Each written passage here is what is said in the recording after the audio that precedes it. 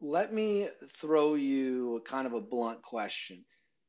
What do you think of Monday morning quarterbacks? When you hear people who tell you, you know, everything you did was wrong, or you're just a bunch of baby killers, we're the bad guys. America's the bad guys. We're the evil in this story. What do you say to people like that?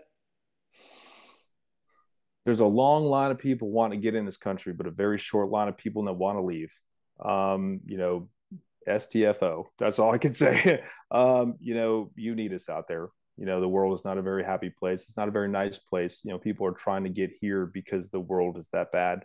And unfortunately, we're a necessary evil. We're here to stay.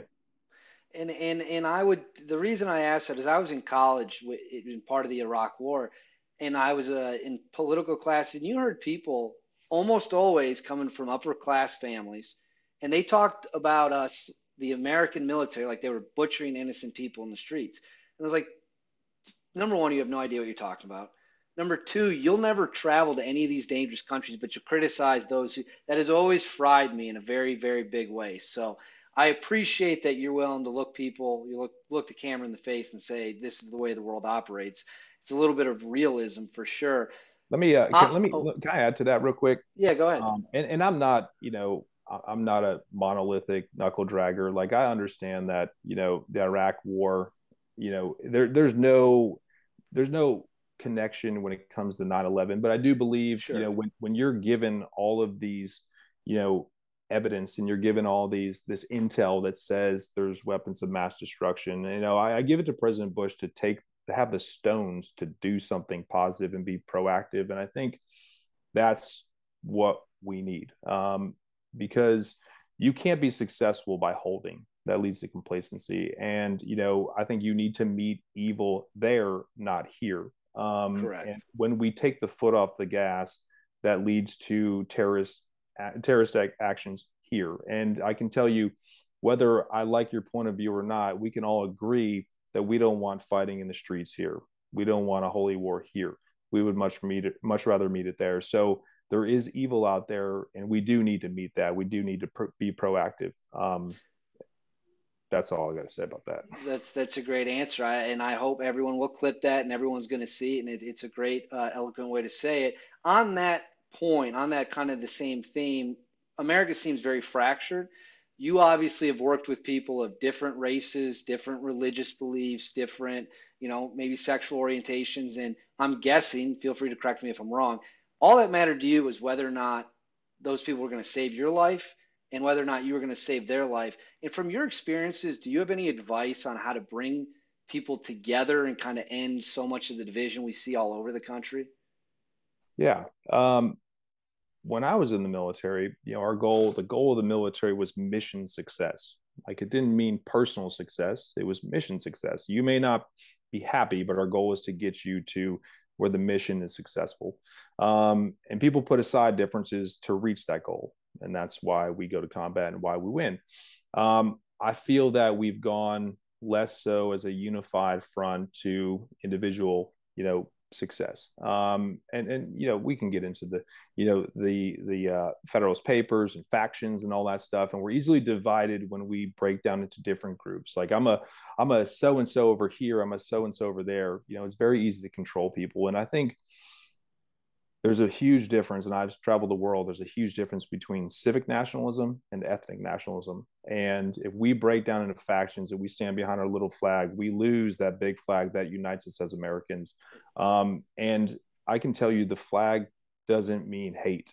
There's many of people, black and brown and white, that have died wearing that flag. And I think we as Americans need to find unity, and it's very simple, by standing for a flag, carrying a flag, respecting a flag, and just let you know that we together stand for the success of this nation. And it's simply put, mission success versus individual success, and that's the unifying thing. That's what unites each and every American, is the fact that we're American. Uh, Again, a great answer. This is why we like doing these interviews. This is what people need to hear. Now, obviously, there's going to be generations that come after you, that come after me, and you're actually part of raising that right now. You have a son, Anyone who looks at your Instagram knows that it's very public. You're a very proud father. When it comes to fatherhood, what are the important lessons you want to instill in a young man you're responsible for raising? I have a daughter as well too. Oh, dog. Okay, Yeah, well then uh, both. Sorry. yeah, no, no.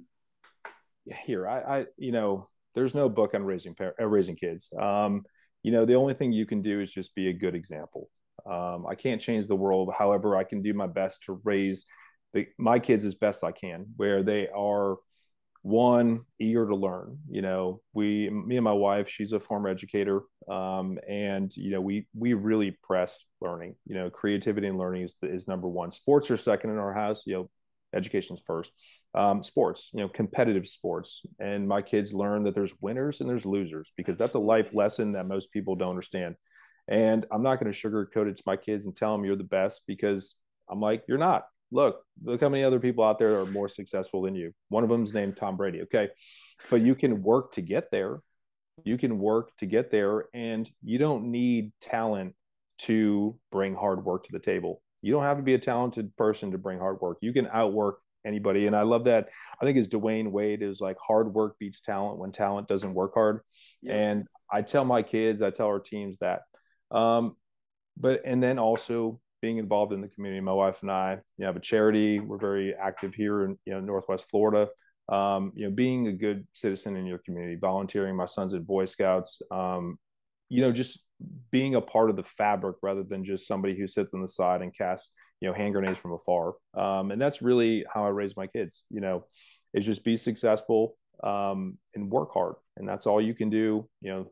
Life's going to take its course how it wants to, but you can work hard, and you can try to be successful in everything you do. So you've mentioned it a couple times in this interview. I want to dig into it now. You now work. You wanted to be in medicine. Obviously, you took a pause to go do kick a little ass in the Navy SEALs. What are you doing now in that field that you're really excited about? Yeah, I have a great job. I absolutely love it. So I came down to Northwest Florida after grad school. Gentleman I worked with was going through a program down here, and I linked up with Dr. LeMay, Dave LeMay, and Dave and I have been working together for the last 8 years. And he started out as a PM&R physician at Andrews Institute, and then we broke off and started Regenesis Performance, which is a functional medicine practice. And we're kind of like a primary care on steroids. We look at overall wellness, head to toe, brain health, gut health.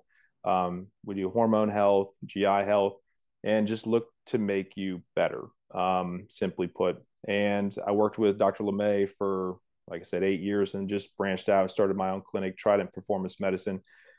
And when I got out of the Navy and I went into medicine, I thought I'd never see another SEAL in my life. I really did. I was like, I'm going to end up in some ortho clinic and never see another team guy. But our clinic has really grown. I see a lot of civilians. I work a lot with active and former SEALs, a lot of Green Berets, a lot of Rangers, MARSOC, Army, Air Force, Navy, Marine Corps. And it's very fulfilling, because what we're able to do is provide that medical house where we're looking at every aspect of your being and try and increase wellness there. My wife came on board as a co-owner of the practice, and I absolutely love it. Wow. So you're having success everywhere. You don't slow down. That's good. That's that's what we like to see out of men in America,